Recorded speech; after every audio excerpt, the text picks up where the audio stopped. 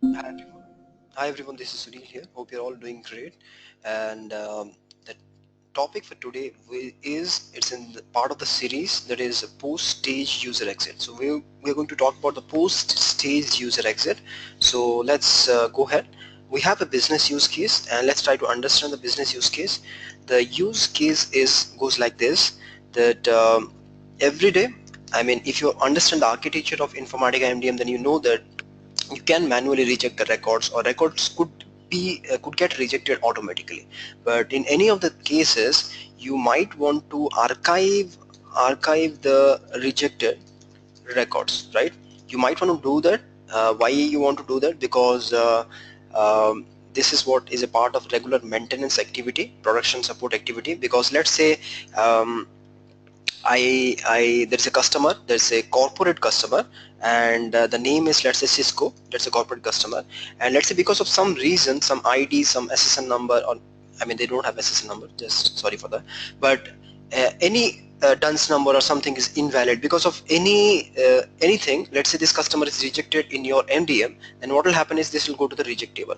Now that's fine, but when you run the job tomorrow, then these records will be removed from the reject table, right? So what you want to do is, as a regular part of the maintenance activity, production support activity, the production support should keep on bugging the source team. They should be in constant touch with the source team to rectify this particular customer issue, this corporate customer issue, and then again they should process the customer, right? So this is something that is very important, and it's a important activity. So let's see how we can accomplish this using the post stage user exit. Why I'm choosing post stage user exit for this particular thing? Because the reject table will only be loaded once the staging table has been loaded. So that's the reason why I'm choosing the post stage user exit.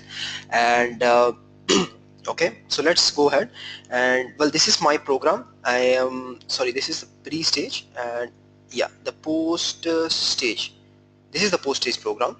Okay, so what is in here? It's just calling a particular procedure that is post stage, you can see here. And if I go to the database and I check this particular procedure post stage, then let's see what happens post stage. And yes, this is what it is doing post stage. Okay, um, it is inserting data into ARC, means archive table. Okay, archive underscore the in staging table name, and in staging table name is something that I'm going to get here as a part of the program, as input to the program. So insert into this table and select sequence generated, then sysdate, and then select star from nothing but this staging table dot rej, means staging table is nothing but my staging table, and underscore rej, when I append it, then that becomes my reject table. So that is what I have done here. And when this SQL gets executed, then you will see that data will be inserted into my archive table, and I can check it if something is in here. If something is there, then I'm going to try to delete that maybe. Okay, let's say I already have two records, 2021, and I have a date also 1519. That's fine. Now let me try to do that. uh, so this is my program, and this is my PL SQL code. Okay, this is my PL SQL code, and this is what it is doing. So let's go ahead and let's try to execute it. So export it, and next, and finish. That's okay. And let me go to the user object registry, remove this, and let me add this particular user exit, right? And so this is done. User exit has been loaded already, and what I have done is I have inserted one record. That is, my base object contains one record. If I remember, this is my um, party. Yeah, this is my base object, and you can see, sorry, my landing table, and you can see it contains already one record, one this Sunil, right? That's fine. It's just a dummy. I mean, this I'm doing a very basic thing, right? So this is my landing table, but what I'm doing here is, in my mapping, I'm just directly rejecting all the records that I'm getting. I'm just testing it. Okay, you can put your own code, like if name is null, reject, or something like that, right? So for me, everything is getting rejected, and the reason is testing the logic, right? So when I go and when I run this particular job, then you will see that records will be rejected. Let me go and do that. So record is rejected, you can see here. So this triangle mark means record is rejected. Let's see the reason. The reason I can see here is testing the logic value Sunil. Now that is fine. Now let's go to the database and see actually if this was done or not. This is my table name, okay, and let me check it. So this is done. You can see here this is done pretty much. So yeah, just see here. I think a lot of records were inserted. I don't know why multiple times it ran, but only one is actually enough.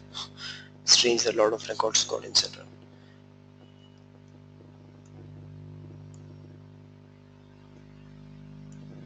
Okay, actually the lot of records are inserted into this reject table. The reason is I have not ran my what do you say, my load, because if you run the load job, then this will be truncated. For example, I'll just show you this from the documentation. Okay, the reject table.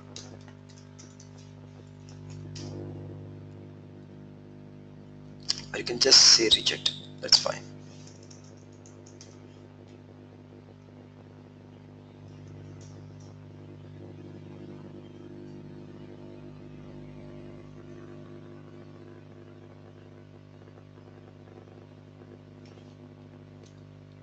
Okay, I think it will be here probably.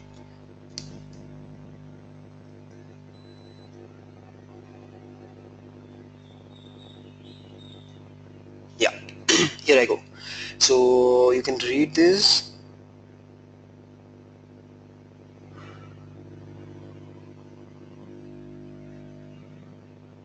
No, not this one.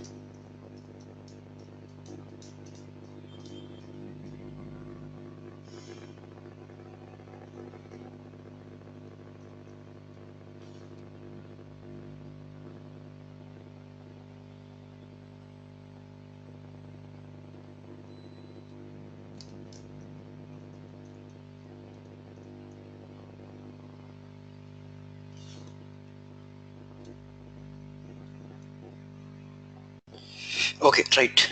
This is where it is talking about that. You can see this. Yeah, you can read this article. So that's the reason why this is happening.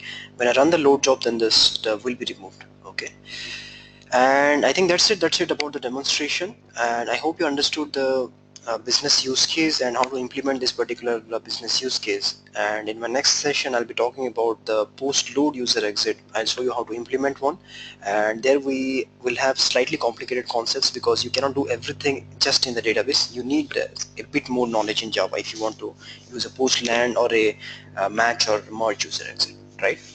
Thanks guys, thank you very much.